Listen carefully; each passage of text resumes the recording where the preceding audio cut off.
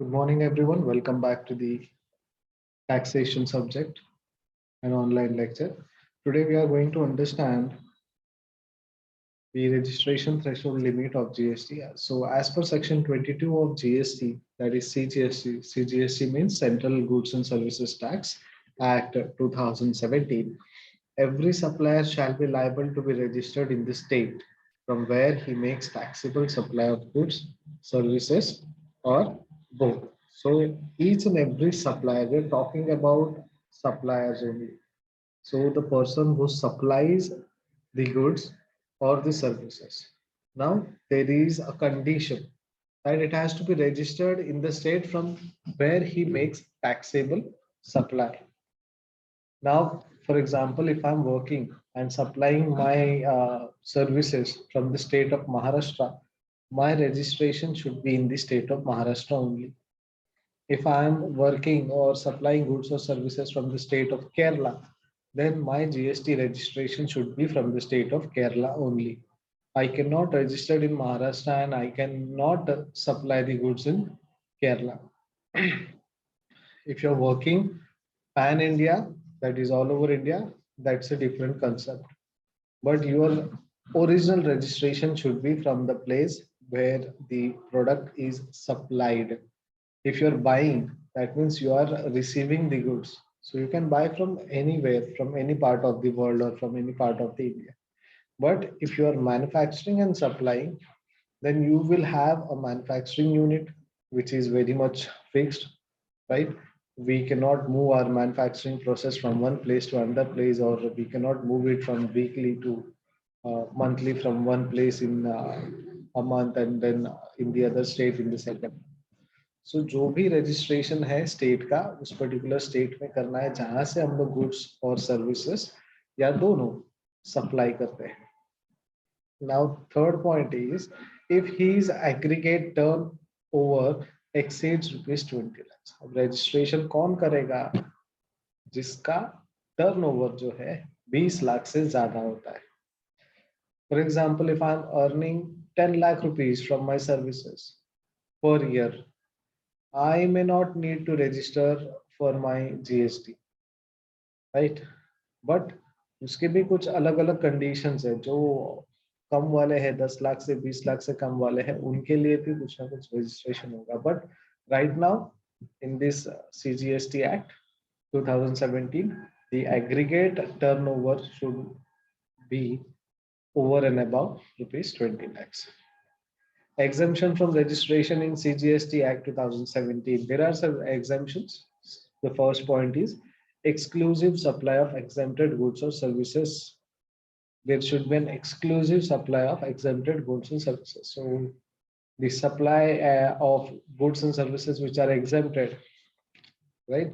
That should be the supply. And second is agriculturalist. Then third point is, okay, so we have this much for the registration threshold limit. Now we have multiple registration. We used to have actually multiple registration. हम लोग excise का registration करते थे, service tax का अलग registration होता, central excise, luxury tax, entertainment tax, VAT registration, again goods का एक अलग रजिस्ट्रेशन होता था, सर्विसेज का अलग रजिस्ट्रेशन होता था. So what we have done is we have centralized each and everything and we have called it as GST now.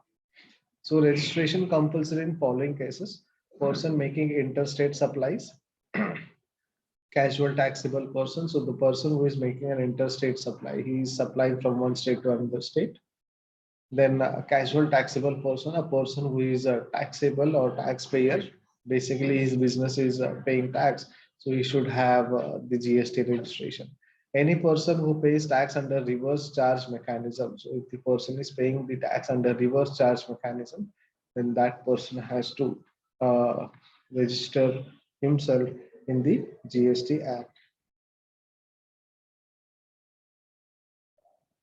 Now, so three persons are there. Person making interstate supply, casual taxable person, and any person who pays under reverse charge mechanism. Right?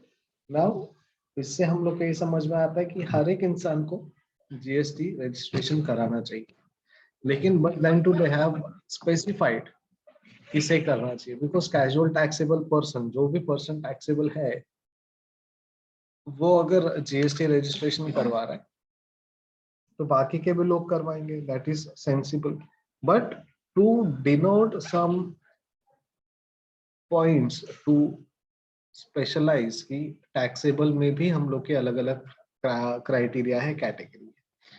For example कोई ई commerce operator है but he is not paying tax, he is not a casual taxable person, so he need not to register, right? So इसी तरीके से और 3 points में उन्होंने बोला है कि non resident taxable person, any resident, sorry any non resident but who pays tax to Indian or Indian government, right? Any person who is required to deduct tax at source under section 51, especially government departments and local bodies. So कोई भी ऐसा person या department, government department या local body को TDS मिलता हो, any person who supplies goods or services on behalf of others as a agent or otherwise, कोई भी person गुड्स या सर्विसेज सप्लाई करता है किसी और के बिहाफ में एज एन एजेंट, उसको रजिस्ट्रेशन करना बहुत जरूरी है। Any person who is required to collect tax under section 52 by e commerce operator, कोई भी पर्सन जिसको टैक्स कलेक्ट करना है अंडर सेक्शन 52 या टैक्स पे करना है अंडर सेक्शन 52, तो उनको रजिस्ट्रेशन करना जरूरी है। Every person supplying online information and database retrieval services from a place outside India to a person in India other than a registered person. कोई यूएस में बैठा है और हमारे लिए एक डेटाबेस रिट्राइव करके दे रहे, ठीक है, तो he has to register. Then input service distributor, every electronic commerce operator, any other person as notified by government, grant of unique identity number shall be considered as deemed registration meant for consulate, government department, etc. तो किसी के पास भी unique identity number that is UIN number है, वो registered या deemed to be registered माना जाएगा, चाहे वो काउंसलेट हो या फिर कोई भी गवर्नमेंट डिपार्टमेंट हो। अब ये रजिस्ट्रेशन का प्रोसेस क्या है? If liable for registration, required to obtain registration within 30 days from the date he becomes liable to registration, section 25 subsection 1. तो अगर आपको लगता है कि आप लायबल हो, आपको जनवरी के 1 तारीख में पता चला कि you are now liable to pay tax, या फिर उस नॉर्म्स एंड कंडीशंस में आप आते हो, तो you have to get registered under और within 30 days from the date of information. Then PAN is must for GST registration, that is under section 25 subsection 6. So अगर आपके पास पैन कार्ड है तो आपको जीएसटी रजिस्ट्रेशन प्रोसेस इजी हो जाएगा, otherwise आपको pan card generate करना पड़ेगा एंड देन फिर आपको रजिस्टर करना पड़ेगा। Other details like documents, soft copy required such as Aadhaar, light bill, rent agreement, bank details, etc. So if you are staying or if your rental is on rent basis, या आपकी खुद का घर नहीं है, आप रेंट पे रहते हो, तो रेंट एग्रीमेंट आपको लगेगा। Otherwise Aadhaar card, light bill, bank details, ये मैंडेटरी चीजें हैं जो सॉफ्ट कॉपी में रिक्वायर्ड है, because we need to upload these files इधर इन पीडीएफ फॉर्मेट और इन photocopy format, that depends on the software. Then online application, verification through registered mobile phone.